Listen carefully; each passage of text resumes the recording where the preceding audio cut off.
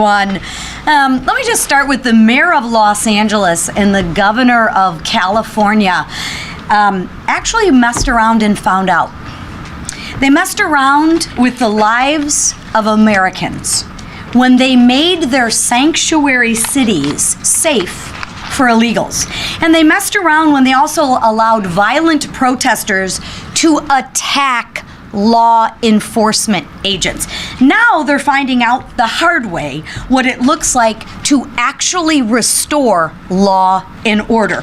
President Trump will not let the extreme and violent protesters tear our country apart. Burning cars, attacking police officers while wearing masks and waving other countries' flags. This will not be tolerated. To the Democrats calling these peaceful protests, shame on you. Do these look like peaceful protests to you? Looks like a place where you'd send your child, maybe Sunday school?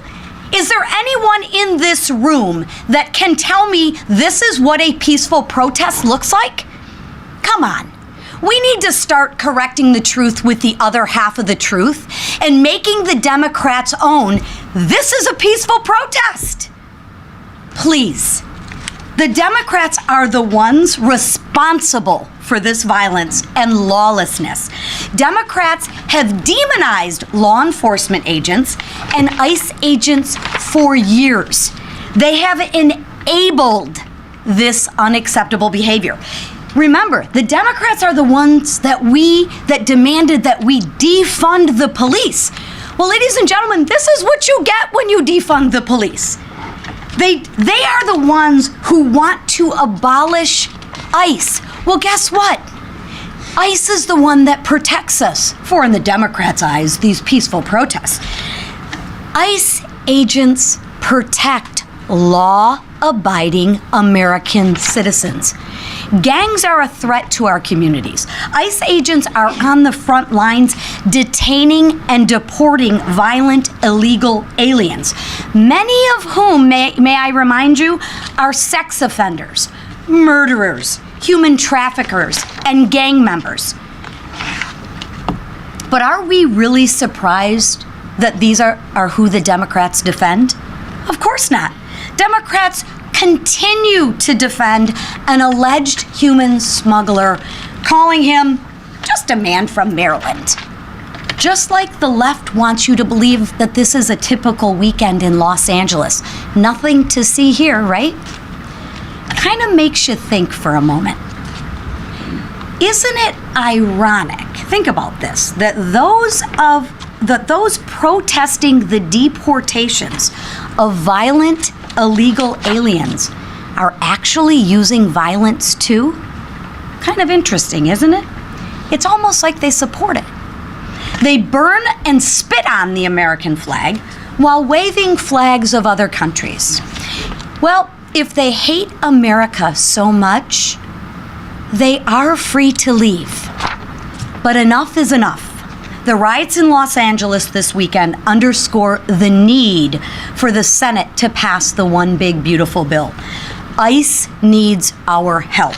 They need more resources to deport and detain violent, illegal aliens. And now I want to turn it over to a gentleman from Colorado who knows this too well, Mr. Gabe Evans. Thank you. I'll move the box.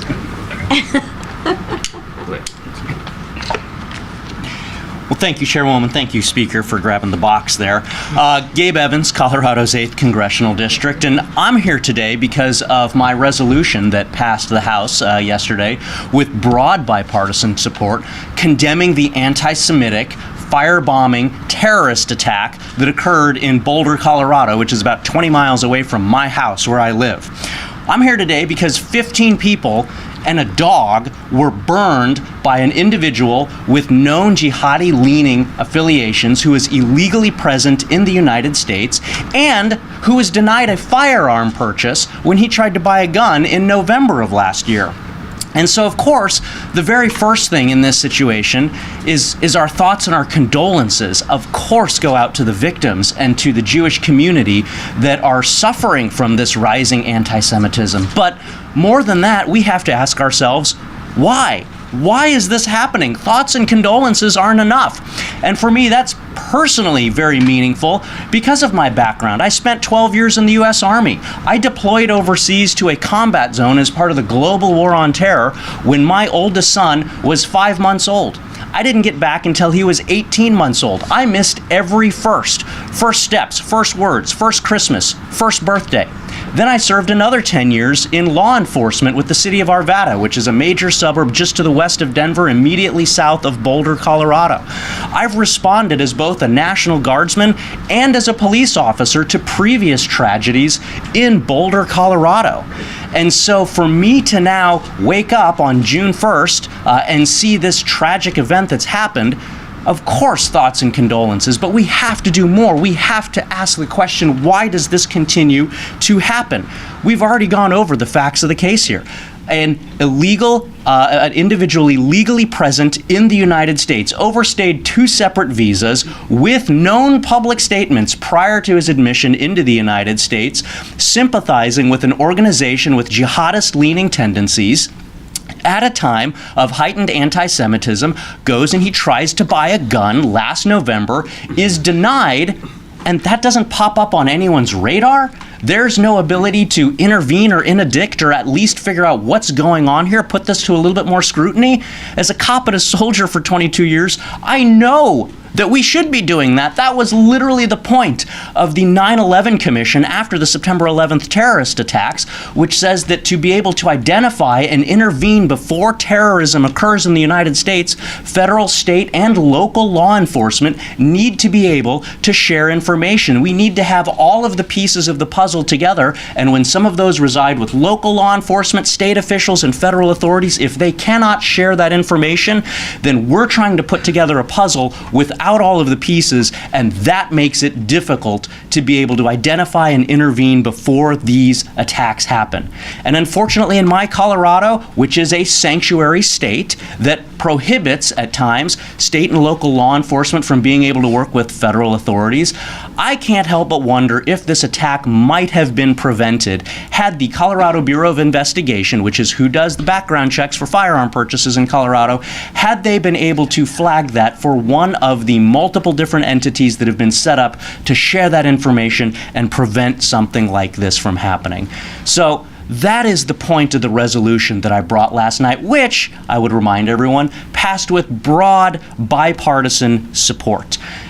It's been said that this is politicizing a tragedy. Blatantly false. This is a tragedy that occurred because of failed politics. And so thoughts and condolences are important, but they are not enough. And so the same way I did for 22 years in the military and law enforcement, seeking solutions, elevating the conversations that make our communities safe, that is the point of the resolution last night. And to be personally attacked by the minority leader of the other party for elevating that conversation when 75 of his own members stood with me, that is the politicization of a tragedy. And so, from the bottom of my heart to the Jewish community, we stand with you. From the bottom of my heart to Americans and to Coloradans who right now are suffering from the second most dangerous state in the country, we are focused on solutions to prevent things like this from happening again.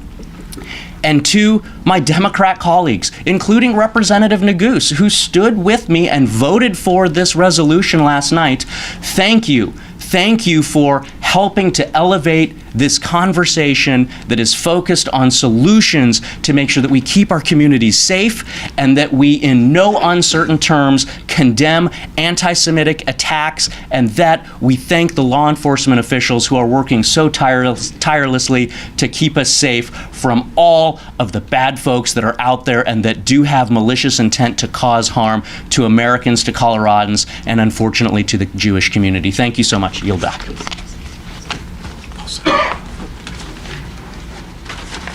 Thank you, Gabe. There's a theme this morning. Rocks thrown at law enforcement. Cars and American flags set on fire. Fireworks thrown into the streets. foreign flags waving proudly above our own. We are witnessing mayhem, chaos, and disorder in the streets of Los Angeles, all because the Trump administration is enforcing federal immigration law and protecting Californians where the previous administration and their local leaders have repeatedly failed.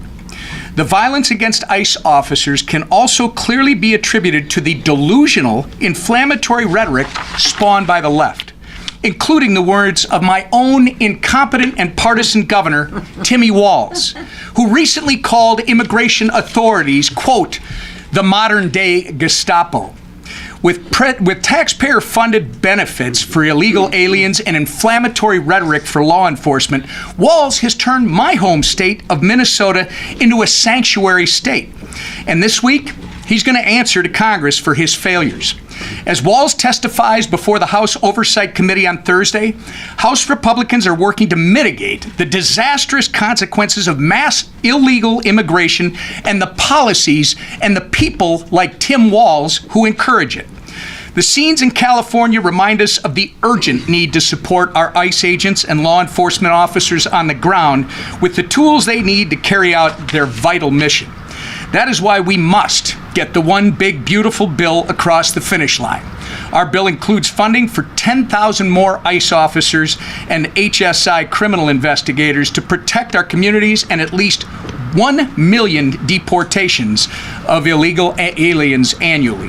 The time is now to restore law and order, enforce our nation's immigration laws, and hold leaders who are not leading, that refuse to lead, I should say, to do so and be accountable. With that, I turn it over to our leader.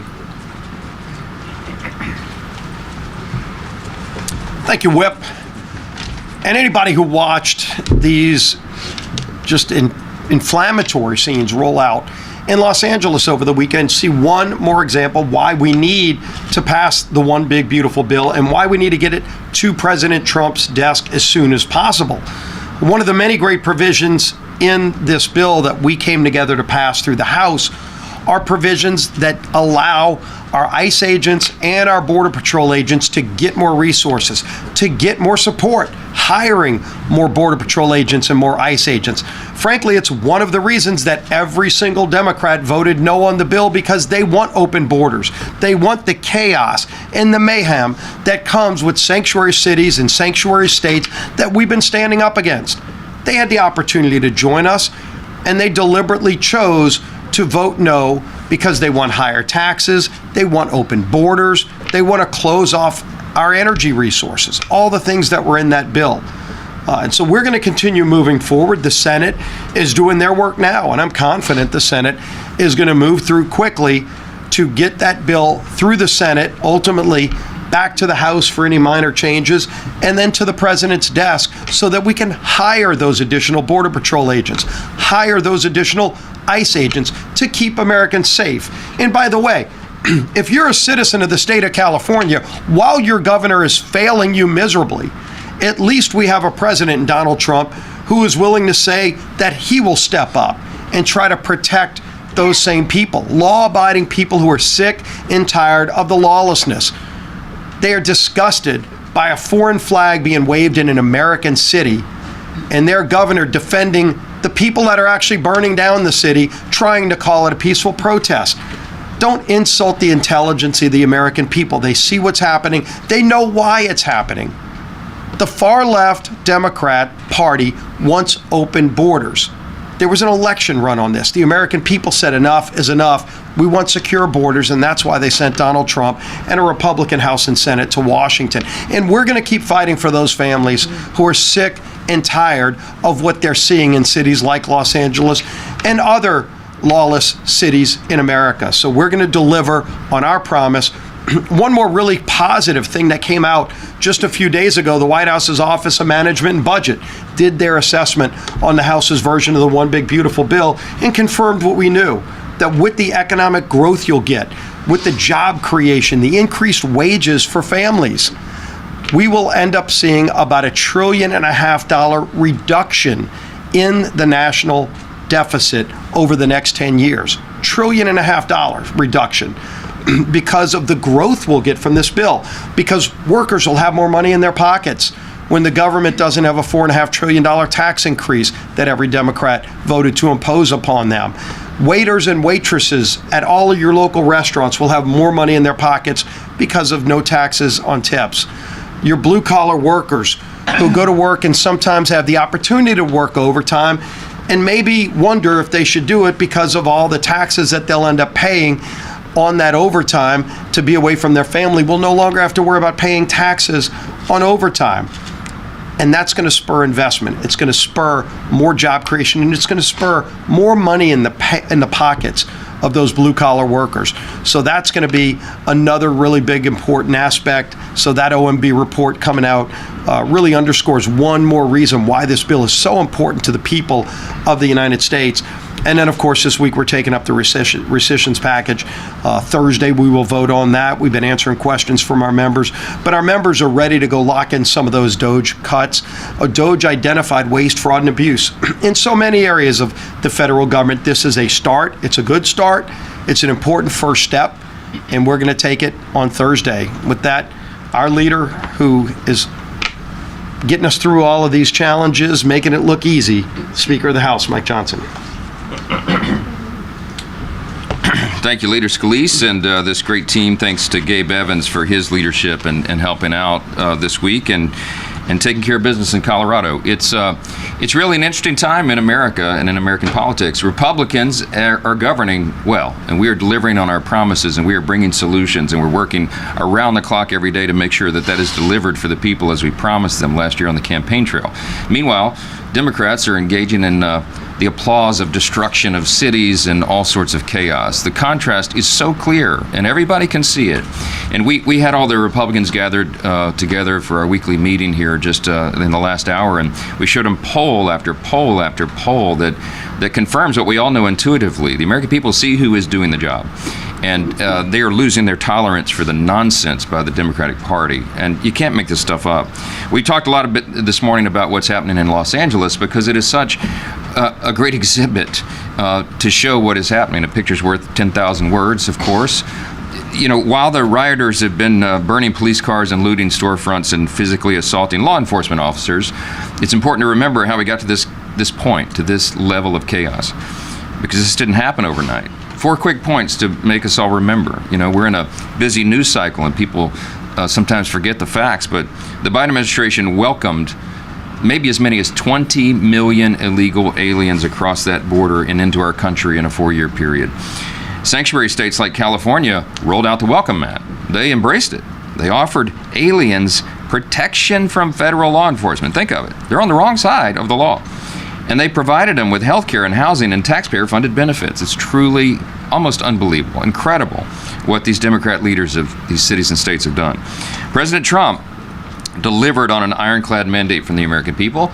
And just as we said throughout the entire Biden administration disaster, the law always allowed the president to stop it. And President Trump did it with bold visionary leadership. He stopped the invasion of our country, and he engaged in the largest mass deportation effort in U.S. history. We're in the midst of that right now. Rioters acting on the words of politicians like AOC and Hakeem Jeffries are trying to stop this effort by burning storefronts and endangering the lives of patriotic law enforcement officers. The contrast could not be any more clear. Time and time again, innocent, hardworking Americans have been harmed by the failed leadership of Democrat governors like Gavin Newsom. President Trump was absolutely right to send in the National Guard and to clean up for the governor's failures. You know, Gavin Newsom's been in this effort for the last several months to try to reinvent himself, to rebrand himself, okay? It's pretty difficult to do when your state is a safe haven to violent, criminal, illegal aliens, and you're the one at the helm. You can't hide this stuff. The President of the United States has a responsibility to maintain law and order, particularly when the lives and livelihoods of federal law enforcement officers are threatened. What we're doing there with the federal forces is we are protecting federal buildings and property and personnel. And the president is showing strong leadership in doing so. Because, you know, it's those men and women, the federal law enforcement officers, who deserve our support right now. And the One Big Beautiful Bill, by the way, as Leader Scalise noted, delivers much needed reinforcements. In this bill, we have funding to hire a minimum of 10,000 new ICE agents. We're going to provide a $10,000 bonus to Border Patrol and ICE agents on the front lines. We're going to include $45 billion to expand ICE detention capacity and $14.4 billion for air and ground transport to carry out at least 1 million deportations every single year. We'll have to do that for quite some time because they let so many people in. We're starting with the dangerous illegal aliens, and that is exactly who the rioters and the politicians in California are trying to protect, and it's incredible. While Republicans are supporting the men and women of ICE through the One Big Beautiful Bill, Democrats are fighting for those illegal aliens and against law enforcement agents. They're defending the violent anti-ICE protesters in LA. They visited a violent MS-13 gang member and human trafficker in El Salvador.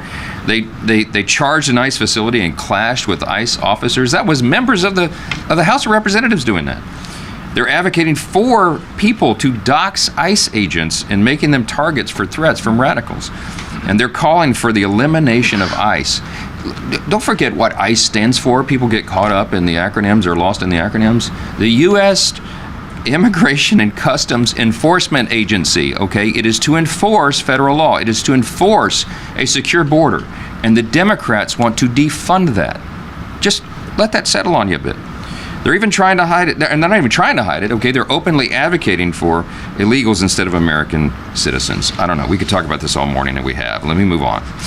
With regard to the business in the House this week, the House will vote to approve the White House's request to claw back $9.4 billion in wasteful spending. $8.3 billion of that is wasteful foreign aid with all the atrocities that DOJ uncovered in USAID, and $1.1 billion for the Corporation for Public Broadcasting. That's PBS, NPR.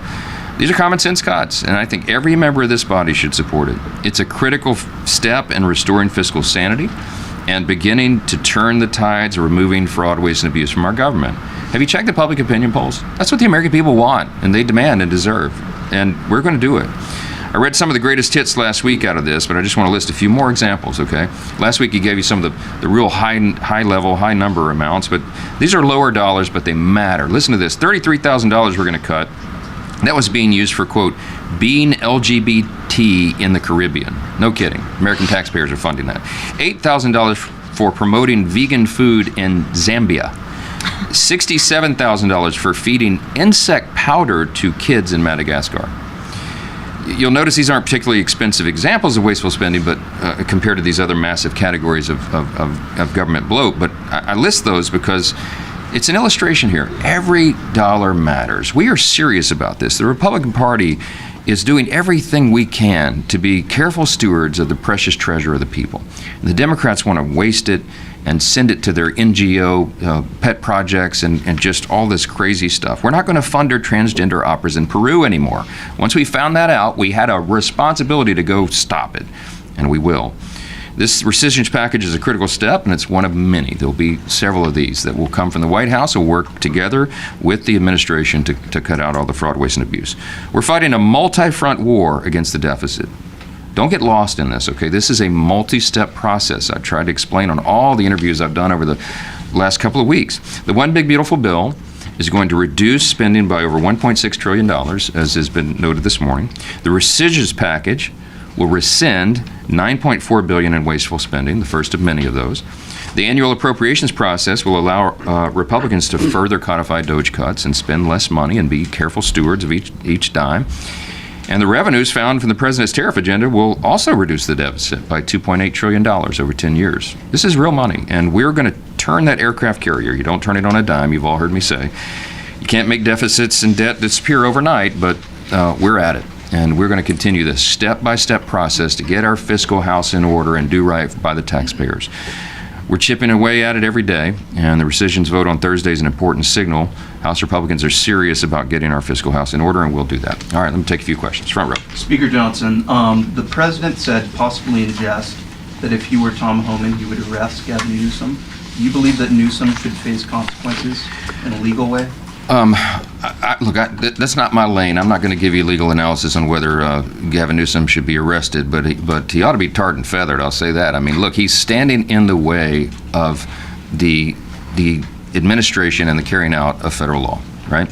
He is applauding the bad guys and standing in the way of the good guys. He is trying to, he's a participant, an accomplice and our federal law enforcement agents being not just disrespected, but assaulted.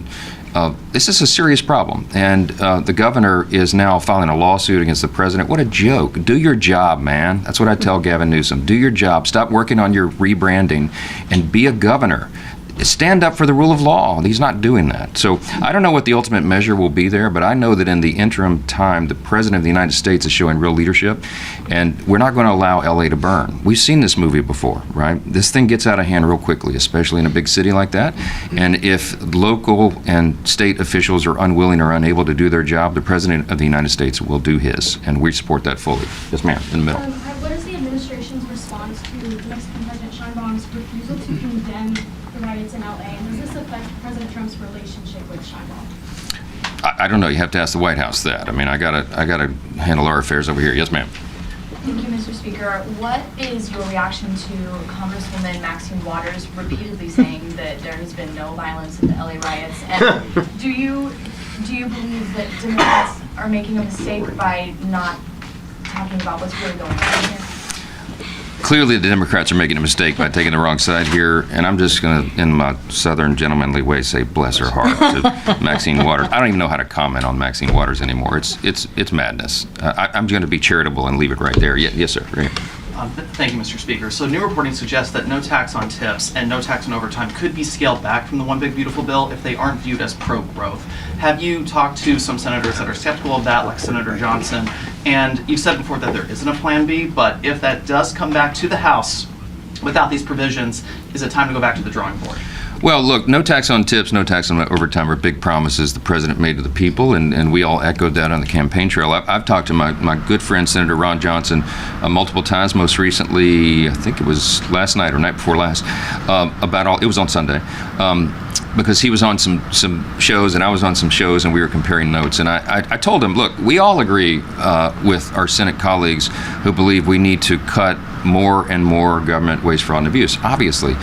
But I told him, reminded him of the reality of the delicate balance we have in the House and the fact that we have a very broad caucus and we have, I've got 170 additional personalities to deal with than they do in the Senate, and it takes a while to meet this equilibrium point. So, look, I think the promise on no tax on tips and no tax on overtime is very important to the president. It's very important to hardworking Americans. And what we're so proud of our reconciliation bill is that it is truly geared and written for middle and lower class earning Americans, the hardworking Americans who are trying to feed their families and make ends meet. They are the ones that are going to benefit from this bill.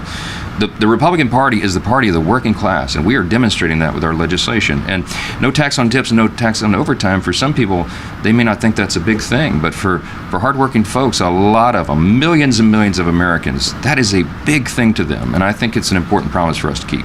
Last question. Mr. Speaker. Switching gears a bit, the FACE Act. It's right now being marked up in the Judiciary Committee. Plan to bring it to the floor, and the importance for the Republican Party and leadership of bringing this to the floor. Yeah, look, it's a big commitment of ours. Applaud Chairman Jim Jordan and the Judiciary. He always does a great job handling that. It's a big priority. We have to protect free speech. We've got to protect,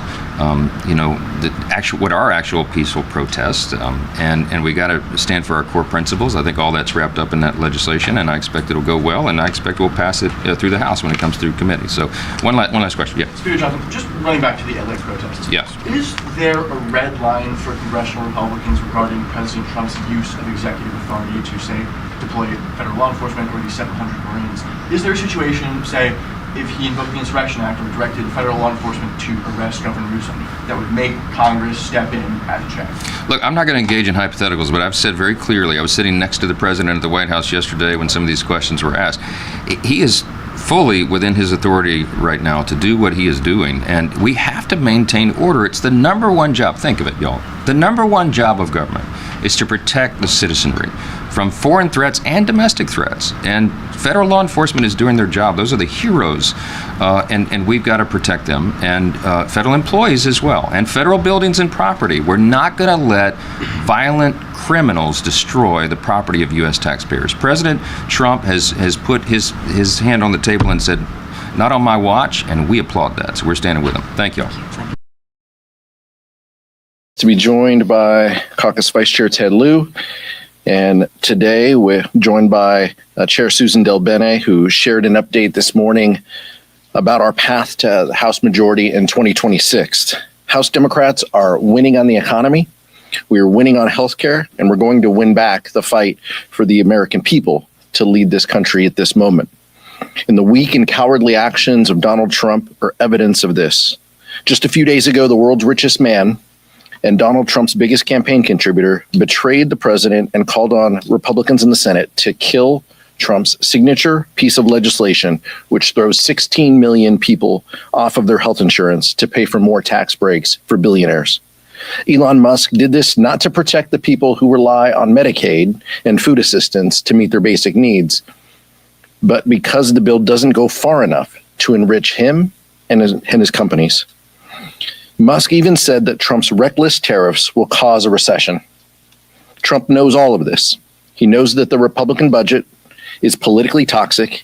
He knows that the economy is crashing because of his policies, and he is desperate to change the subject.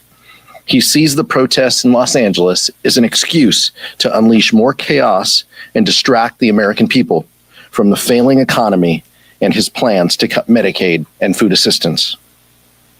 Remember, Donald Trump refused to call up the National Guard on January 6th when thousands of violent rioters stormed the U.S. Capitol in search of his own vice president. This isn't about law and order or protecting public safety. Donald Trump wants conflict and violence. House Democrats stand on the side of peaceful protests and condemn the violence that Donald Trump is rooting for. We will continue to fight for a stronger economy and lower costs. Vice Chair Ted Lieu. Thank you, Chairman Aguilar. Peacefully protesting is an American right. It's part of the rich tradition of our country. Burning cars, looting, and destroying property are crimes. And anyone who takes advantage of this situation and engages those crimes should be prosecuted to the fullest extent of the law. State and local law enforcement have repeatedly said they have the resources necessary to handle the situation. It is completely un-American and needlessly provocative for Donald Trump to deploy National Guard and Marines to Southern California. So I'm going to talk about the National Guard first. The legal authority Trump is using is 10 U.S.C. Section 12406. I encourage all of you to read it. It very specifically says the only way he can do this is through the orders of the governors of the states. Governor Newsom clearly has not given this order. The National Guard troops are following unlawful orders. I ask every National Guard person who is under this order to read the order, to see if it came from Governor Newsom, and then to read the law, and then decide for themselves if they are following unlawful orders. Also turns out that when Secretary Hegseth ordered this deployment and carrying out those orders, he put all these troops into Southern California without federal funding for food, water, fuel, equipment. They were sleeping on the floor. They were sleeping on each other. It is a complete mess. Secretary Hegseth's repeated incompetence is next level. He needs to resign. And in terms of the Marine deployment, we should not be deploying Marines against Americans. Marines are trained to kill the enemy. What are they going to do at this protest? I mean, are they going to shoot protesters? What exactly is their role? They are not trained to do crowd control. They are not trained to handle these kinds of situations. They are not trained for law enforcement. So I asked the president to rescind his orders. He's being needlessly provocative and inflammatory. And Chairman Aguilar is right. He is losing on his big, ugly bill. It is going to give massive tax breaks to billionaires, and it's going to be funded by the greatest healthcare cuts in U.S. history. So do not fall for the trap that the president is laying here with his shiny objects he's trying to do. Focus on how he's messing up the economy, messing up your healthcare. And with that, I want to introduce our amazing DCCC chair, Susan Del Bene from Washington. She's going to be the field general that leads us to flipping the House next year. Thanks, Chair Aguilar and Vice Chair Lieu. This morning in caucus, we presented research on how House Republicans will lose the majority next year because of their one big broken promise. It's been only 2 weeks since House Republicans narrowly passed their legislation, and the more people learn about it, the more unpopular it becomes. Across the country, Americans have come out strongly against this tax scam. They've held protests outside of Republicans' district offices against the cuts to Medicaid and nutrition programs.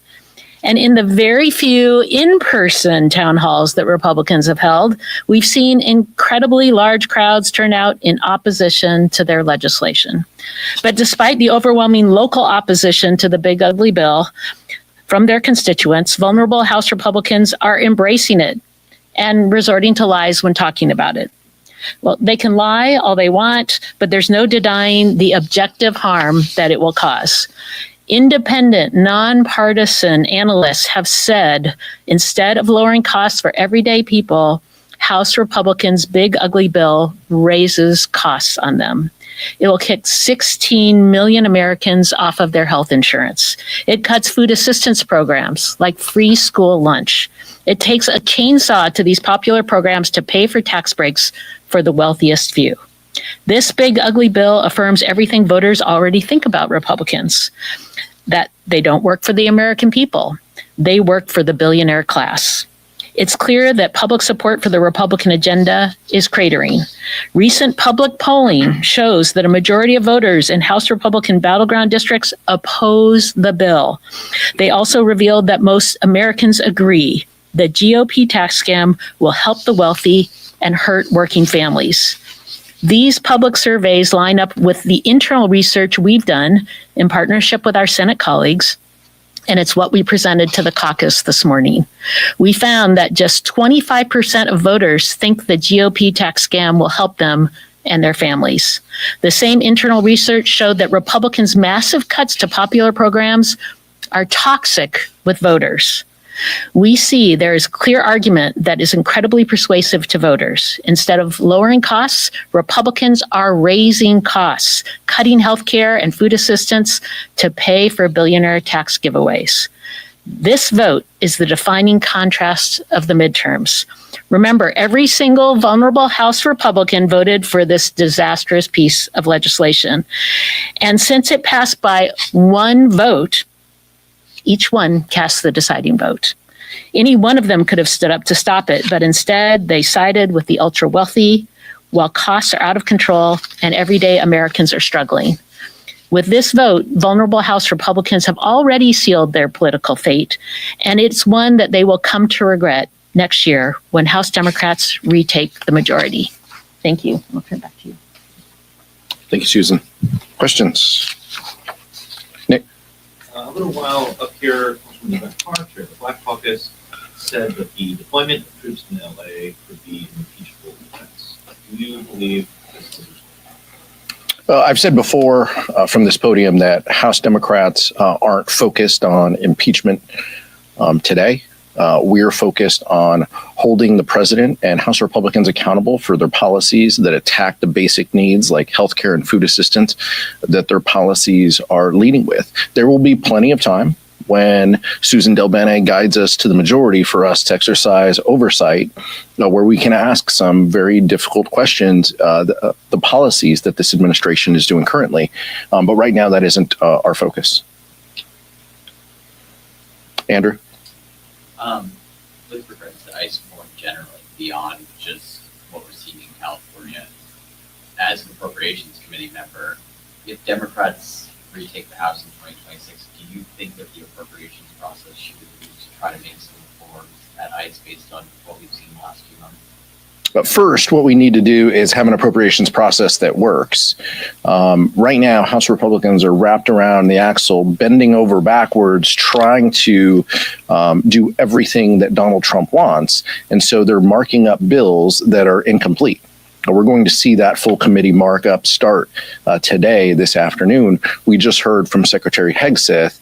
And then 30 minutes later, we go and mark up the subcommittee bill on defense. And we'll have that in front of the full committee on Thursday. These bills are incomplete.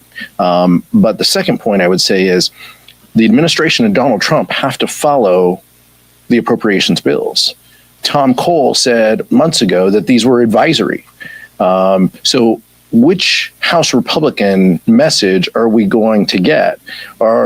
appropriations bills law, or are they advisory and it's up to the administration and Article 2 to interpret? We don't know.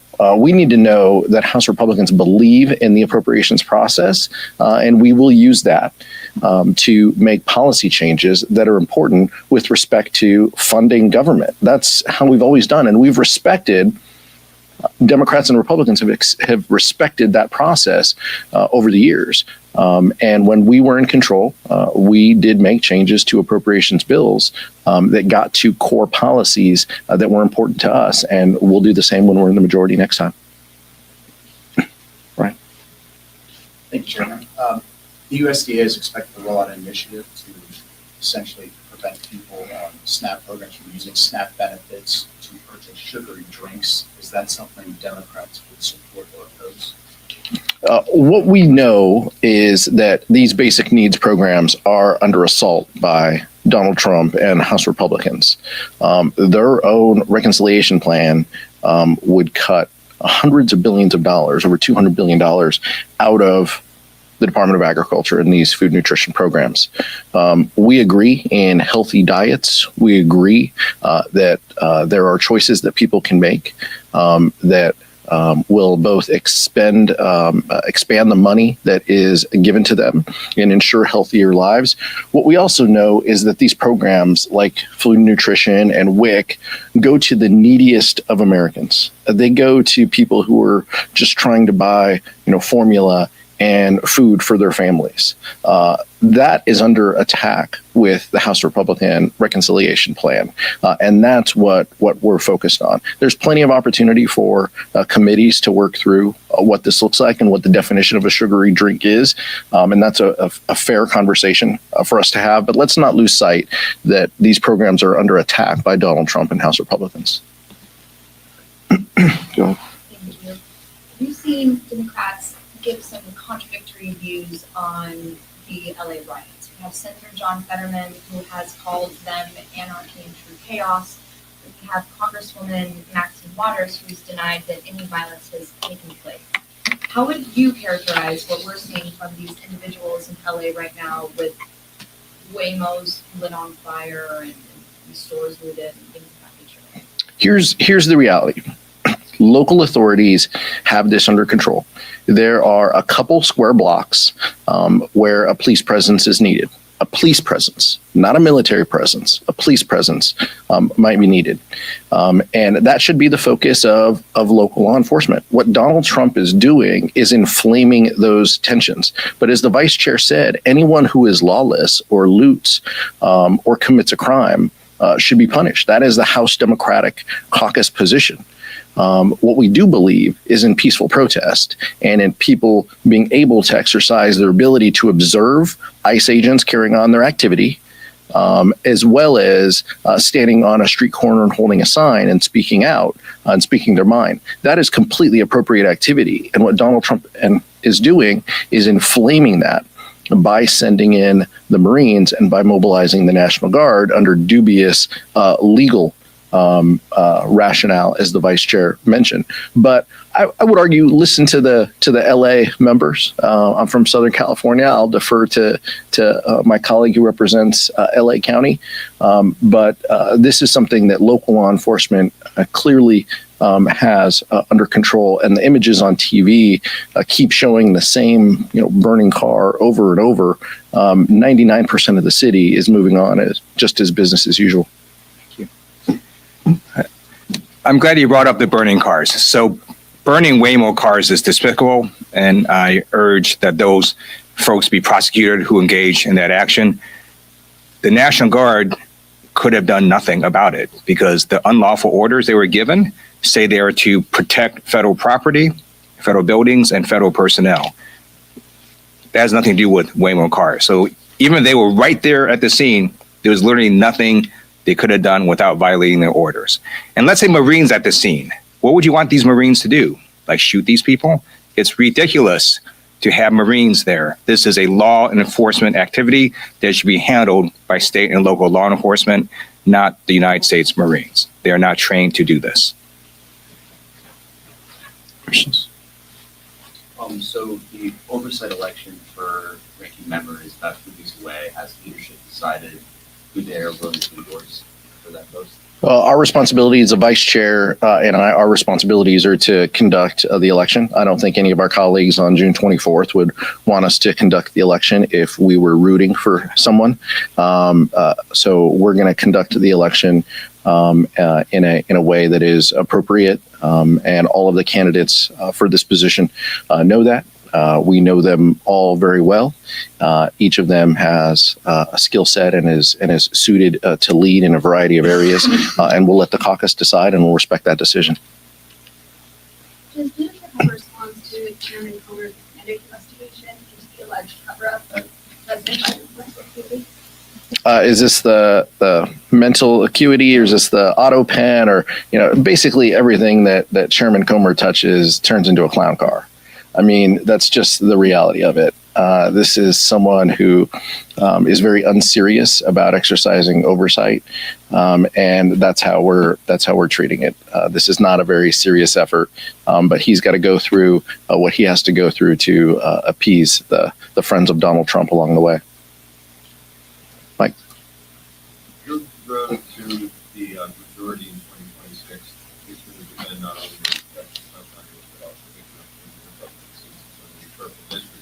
these are districts where some of the enemies coming out of LA might play to the Republicans advantage. So what's your message to the voters in that district that you do believe one free speech, but also protection of law and given some of the issues? Just that we believe in free speech, and that we believe in law and order. These two things can go hand in hand. But our message broadly to that audience is going to be, your Republican member of Congress voted to kick hundreds of thousands of people off of their health care and take away their basic needs. That's exactly what's at stake here. And that's what we're fighting for. That's the importance of dealing with reconciliation in front of us, and the contrast that we will make between now and next November. But I'll let the chair speak to it. I agree. The contrast is a broken promise from Republicans who promised to lower costs on day one and have done nothing to lower costs, have been raising costs, kicking people off of healthcare, cutting programs that people depend on. That was the number one issue last election. It's the number one issue in Americans' minds across the country right now. They've only seen chaos and dysfunction from this administration, and a Republican Congress who is unwilling to stand up for working families. That's the contrast we'll continue to make. All right. Thank you very much.